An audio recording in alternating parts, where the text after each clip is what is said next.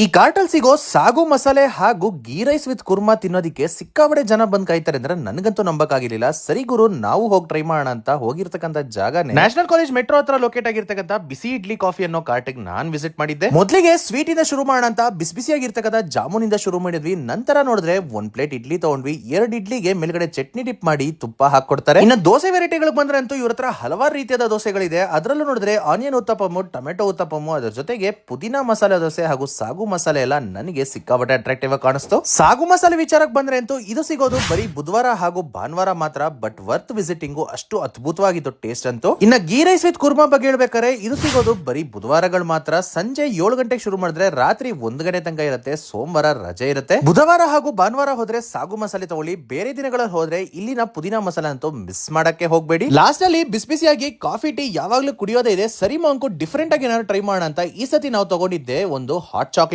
ಈ ಜಾಗನಂತೂ ನಾನು highly recommend ಮಾಡ್ತೀನಿ. ಖಂಡಿತವಾಗ್ಲೂ ಒಮ್ಮೆ ಟ್ರೈ ಮಾಡಿ ನೋಡಿ.